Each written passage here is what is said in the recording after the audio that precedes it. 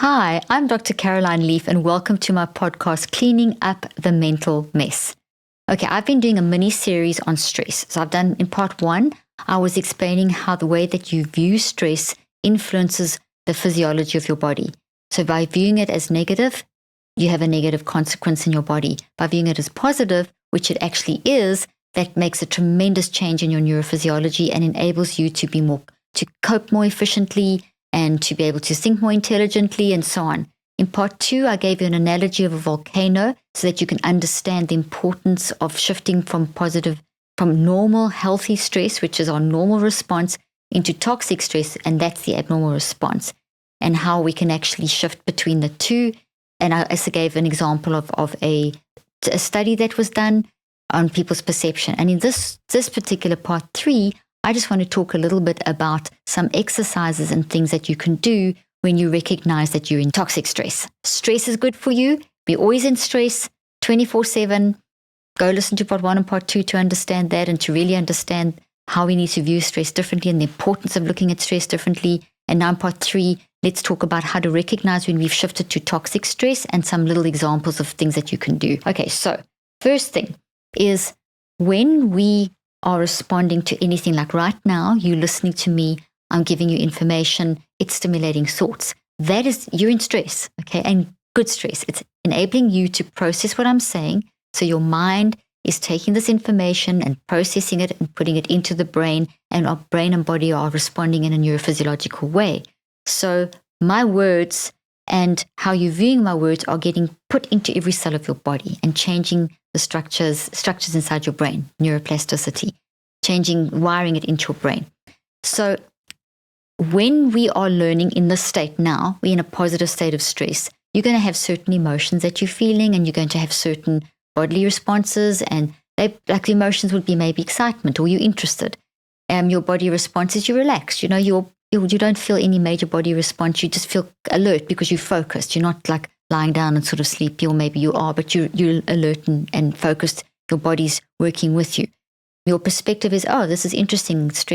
I often talk about stress in my own mind as being something negative, whatever. That could be your perspective, that, oh, this is a different way of looking at things.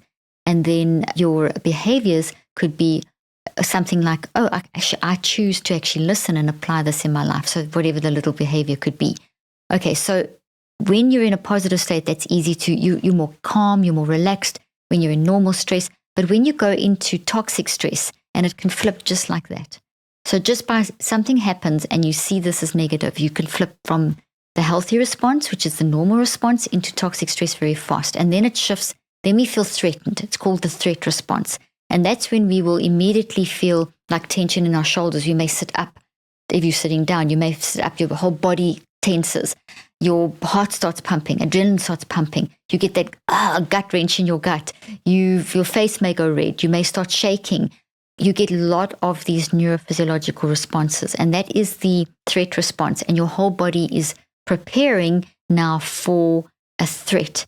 Now, in an acute situation, and I explained this in part 1, we go into those kind of this kind of response and to different extremes. And that's fine. You're going to have a little bit of neurophysiological damage, but it heals very quickly because your body calms down once you've got that. You've used that energy from that acute stress.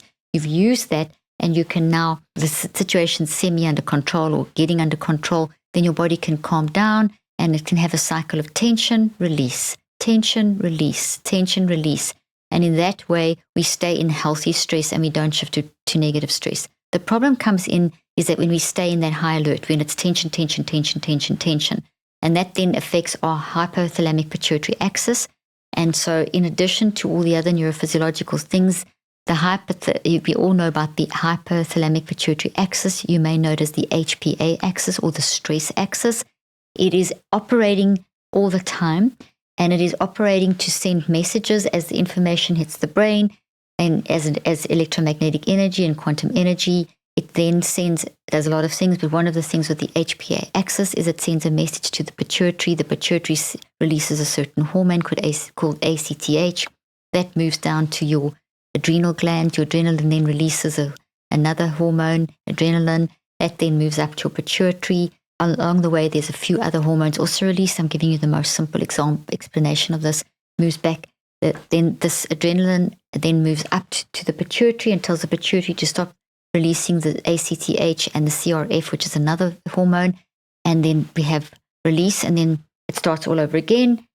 But that cycle, and then release, and that's all happening in good stress. But in negative stress, we just we get too much adrenaline being stimulated. And so before that, it overrides the ability of the pituitary to actually switch off, because as the pituitary is trying to switch off the ACTH and CRF, there's another burst of adrenaline. And so that burst of adrenaline says, no, don't switch off. It actually says switch on some more because it's so much adrenaline. So instead of it stopping, it keeps it going and going and going. So the cycle of tension and release is not broken. And that can make things, that puts us into the threat response. And that feeling, as I said, for acute periods is fine. But for long periods, as if it becomes chronic, so if you're staying in that high alert state, it's not good. So what we found in our research is that when people do mind management using the neurocycle, then that tension, that HPA axis, that tension, the brainwave response, the immune response, all those, the homocysteine information, those calm down. So specifically, we saw this in the neurophysiological response in the brain, that when people close their eyes, that if they were not managing their mind, if they were in toxic stress, there was still a lot of high energy that the person was, even though their eyes were closed, they couldn't relax. And I'm sure you can relate to this, where you're trying to go to sleep, you can't relax. So you're trying to just calm yourself down and you just can't relax. What we saw was when we put the people through the neurocycle and they learned mind management, they were able to, with the eyes closed, get their brain waves into a good, healthy neurophysiological state. It was calm. They could actually get into a state of deep rest. And even with that, with the eyes closed and even with the eyes open. What I'm saying there is that with mind management, which includes how you're looking at stress and then doing something about the stressor through using the neurocycle, you can get yourself, your neurophysiology under control, that then you're more able and more successful to manage that situation and not get into burnout and anxiety, extreme levels of anxiety and depression, etc. Now, obviously, this is not going to happen straight away. It's going to take time. And that's why if you are in my app, if you're already working on the neurocycle app, if you find that you fall into this threat response, in other words, you're shifting from the normal healthy stress very fast and a lot and chronically into this toxic stress, then you could work on a neurocycle just to help train yourself to recognize when you're in that state and to change that. Okay, and that's not going to happen overnight. So you're going to do it slowly. It's 5 steps that you go through. The neurocycle's 5 steps. And on the first day, maybe the first few days, maybe all you're going to be doing is training yourself to observe how often during the course of a day you shift into this the threat response, how long you stay in that threat response. So it's kind of an observing the first few days, you're gathering awareness and thinking about going through the 5 steps to kind of almost to observe the pattern. And you see, oh gosh, this is happening kind of almost all day long or half the day or for a full 30, 40 minutes before I get it under control, and I'm feeling like edgy the rest of the day. So your first few days may just be complete observation.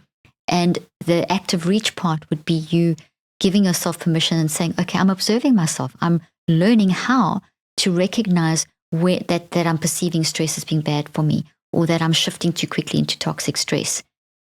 You may do that, but you can add another layer where you may have to start telling yourself and practice saying to yourself and wiring it into your brain over the 63 days. The statement that actually that stress is good for me. It's not bad for me. When my body gets this reaction, it's actually helping me. It's not fighting me. And by saying that, you can practice. Once is not going to work. So that's kind of a really good active reach for you to say every day. And as you go through the 63 days, eventually you're wiring that in. You know, when you repeat something and you build a habit, you are wiring that into the mind-brain body network so that it changes your behavior. So saying it once or twice won't work, and it feels dumb saying it at first. And the way that you say it is, initially you'd say something like, well, I've been told, and the research shows that stress is, the way I'm looking at stress is good for me. So stress is good for me. I don't believe it yet, but I'm working on it. And then maybe by day 4, you're believing it a little bit more. But so you're having this little statement conversation with yourself to help shift yourself through the process. This is a really good first step in life, in managing mental health, because if stress is our constant way that our mind is handling our responses to internal and external environments, and we can shift so quickly from the good stuff, the good stress, into the toxic stress, it becomes pretty vital that we can learn to recognize when we're in that state and manage it. And that's why I've done these as 3 separate podcasts, emphasizing the view that we have of stress and how we've been conditioned to see it as bad and what that does to our neurophysiology, and giving you analogies and a couple of studies just to start helping you recognize this. And in this part 3, getting more into helping you, first of all, to recognize, to be aware of your responses, the emotions, the bodily sensations, the perspective and your behaviors, observing those, and then working through a 63-day cycle to track the time and work on then how can you reduce those. And that's how you would do it through the neurocycle. Now, here are some little statements and things that you can build into the neurocycle as you're doing them. So, for example, a statement that you can use is, see stress as something that enhances rather than diminishes your performance. So this is similar to the statement I mentioned just a few moments ago, that you go through the 5 steps, and the little active reach could be, I see stress as something that enhances and doesn't diminish my performance. Day 1, you don't really believe it. So you could say something like, I'm trying to see that stress is actually something that enhances my performance. I'm going to tell myself that every time I feel myself going into that threat response. So, and you can say something as well like, I see that I'm doing this frequently, but now that I'm observing this, I'm actually getting it under control. So you see, it sounds so obvious, but having these kinds of conversations with yourself in a structured form of an active reach, which is the 5th step of the neurocycle, it is something that you can do during the course of the day. So if you work on it deliberately in the morning before you go to work or start your day, and while you're getting ready or whatever, and then as you fall into stress responses, or the threat response, the toxic threat response, which is the toxic version of stress during the course of the day, you can draw on these little statements that you practice in the morning so that you can practice them during the course of the day. Another thing you can do is, every time you feel yourself going into the threat response and staying there for too long, immediately telling yourself, hey, this response is good. And then you could visualize the blood vessels around the heart dilating and blood pumping into your brain. Or you could visualize the contrast. You could say, okay, if I stay in toxic, if I see stress is bad for me, then that's constricting my blood vessels. But I'm actually going to visualize them dilating and the blood pumping. And in doing that little visualization, which takes a few seconds, you've shifted yourself back into the positive stress state. And over time, practicing this completely changes your neurophysiology, and that anxiety, depression, burnout, a lot of those are, and that have become persistent patterns of signals that are hard to control. By working on this particular stress exercise can help with those tremendously. Okay, another example is, visualize a whole lot of great neurotransmitters being released in your brain to help you focus and visualize, help you to shift back into healthy stress. So these are little visualizing exercises. You could visualize the blood vessels dilating. You could visualize these chemicals flowing that are making you feel a sense of peace. And they actually are flowing. As soon as you start visualizing, you're going to activate the correct flow of neurochemicals, and you're going to activate a reduction in the strain on the immune system, and you're going to influence the telomerase. I mean, this happens pretty quickly. As you're shifting, you're starting to change your neurophysiology. Here's another little active reach that will do all this neurophysiology stuff, is see the situation that you are facing as something you can handle versus something that you can't handle. So you may have to do a little bit of observing once again, using the neurocycle to see, oh gosh, every time something comes up that's hard, I find myself saying the words, I can't handle this. Maybe you say it once a day, twice a day, 10 times a day, 20 times a week. I don't know. Time track it.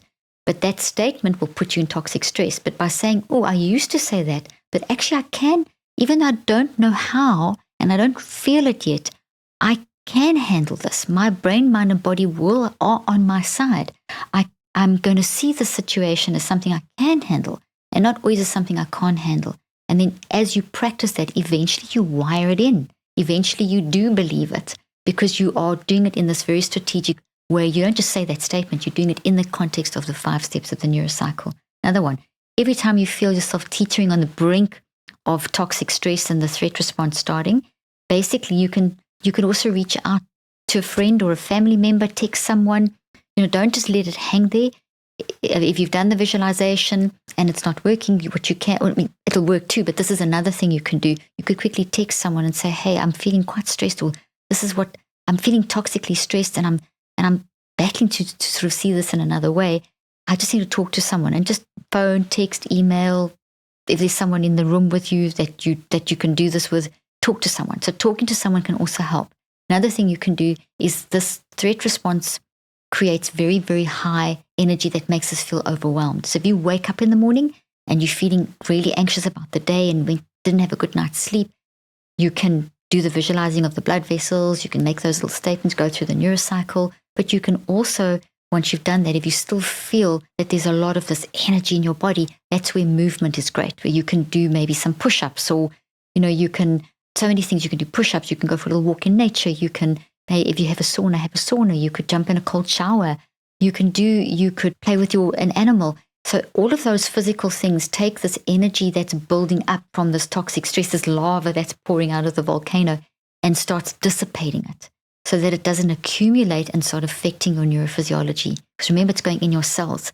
So we're dissipating it so that you don't have buildup of this negative energy in your cells that starts affecting telomerase and telomeres and your mitochondria, which are the powerhouses inside your cells that are like the batteries of your cells, and they get affected. They don't work as well. So your battery level drops with the mitochondria when you're under this toxic stress.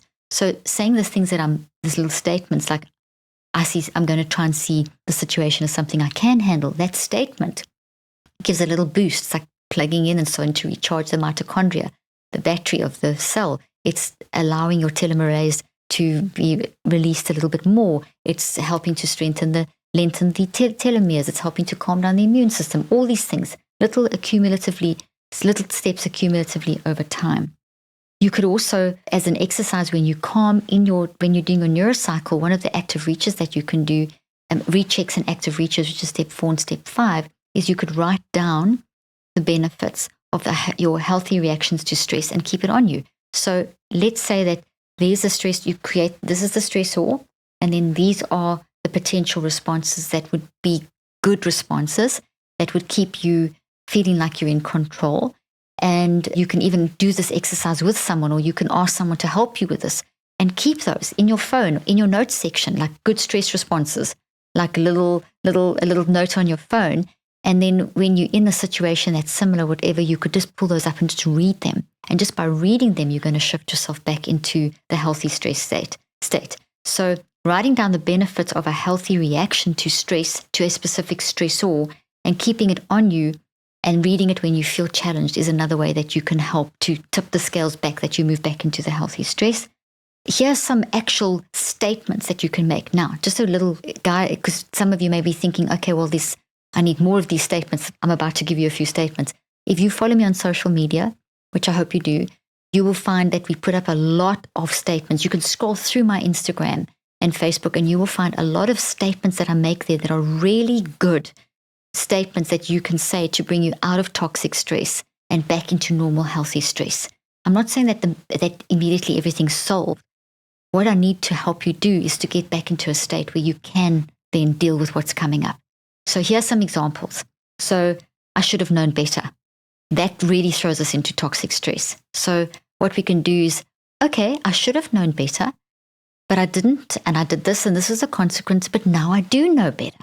So instead of ending with, I should have known better, and going down a rumination of negativity, you can say, I should have known better, acknowledge it, should have done better, this is what I could have done, but now I do know better. This is what I know now. And you focus on, this is what I know now. Like, look at my face, look how I'm doing this. Say that to yourself, now I know, now I do know better. This is wonderful. And force yourself to stay on that statement. Some of you have been so hard on yourself that you may have to spend 63 days going through the neurocycle of just saying this. I should have known better. I should have known better. I should have known better. I should have known better. You may have to be practicing saying, now I do know better. Now I do know better. So as a situation arises and you find yourself saying that, you've actually got to practice saying, now I do know better. Eventually, by 63 days, that is wired into your brain. And you therefore, when you get into a situation where, I should have known better, immediately you're going to be able to tag on, but now I do know better. Another thing, just relationally wise, the end of a relationship doesn't mean it was a failure. How many times have you had the end of a work, family, friendship, whatever relationship, and you say, oh, I was a failure, and then you start thinking of all the relationships in your life, and you spend a week or a month or whatever, and you go down this rabbit hole of negativity and get lost, kind of like Alice in Wonderland, getting lost inside a whole another world. Rather shift that and say, oh, okay, well, it was a lesson. It was an experience and a part of my growth. And that statement can trigger a whole lot of very interesting, what was the lesson? What was the experience? How did it contribute to your growth? Okay. Another example, speak from your scars, not your wounds. Okay. So when we speak from our wounds, we go into toxic stress. So if you still hurt and in a place where you wounded and you triggered and you speak from that, you make the wound bigger and you're in toxic stress. So you're not going to handle it well. It's just going to make things worse. So it's better in those situations to create the mental space to move, not to react as far as possible, is to just train yourself through a 63-day neurocycle to not speak. Catch yourself, stop yourself. If you're in a situation where you're triggered and you know you're speaking from your wounds, and you'll know that because you'll be feeling all the toxic stress response, you'll feel threatened, you'll feel all those emotions, all those behaviors will be wrong, will be crazy, going crazy. The emotions will be going crazy, bleeding over into other parts of your life, because emotions have a habit of leaking, especially when they leak when they're in toxic stress mode, because they leak all over the place in the wrong way and so on, our behaviors, etc. So you will recognize when you're speaking from a wound, but you may have to do a 63-day neurocycle just to train yourself to recognize when you're speaking from wounds, and to then train yourself to then speak from the scars, from what you've learned. And that will be more gentle towards yourself and more loving towards yourself. Overriding all these things that I'm saying, I just want to throw this caveat in. Self-love is vitally important. Accepting and loving yourself, coming from that place of peace. This is what the healthy stress will do, and also connecting with others. So in speaking from our wounds, we're not going to be self-loving, and we're also not going to be kind of in an attack mode, in a defense mode. Versus speaking from our wounds, we're going to show self-love, and we're going to be connecting with others in a deep, meaningful way, in a serving kind of way, which is very healthy. Another one, speak from your place of healing. This is similar, not hurt. So speak from your scars, not your wounds. Speak from your place of healing, not your hurt. Now we say these things. You haven't heard this. This is not the first time. This is not some radical statement I'm making. You know this. You've heard this. You've read this. You've tried this. Try it for 63 days. Remembering that if you speak from your wound, if you speak from your hurt, you're in toxic stress, which is just going to make it more difficult. Strong emotions are invitations to explore internally, not excuses to misbehave externally. So when you've got a strong emotion, as I said, strong emotions tend to leak, they tend to bleed over. And when you feel the strong emotion, that is an invitation for you to explore internally. So by looking at a strong emotion like that, you shift from toxic to healthy stress. Because if the strong emotion is going to lead you, you're going to say the wrong thing, and you're going to get into more toxic stress, and it's shortening your telomeres and aging you and all that stuff. But if you see, I feel a strong emotion, acknowledge it, don't suppress it. So now I'm going to see that as an invitation to explore. I say this all the time. Your emotions are a signal and they are an invitation to explore, to find the toxic thought that they come from, and to work through that deconstructing and reconstructing. So it's embrace it, to reconceptualize it. Okay, another one. You can't change the people around you, but you can change the people around you.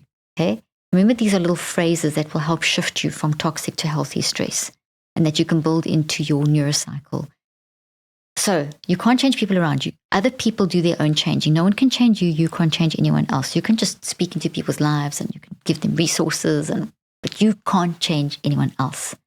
But you can change the people that you mix with, that you physically have in your presence, that you do dinners with and spend time with, that you can change.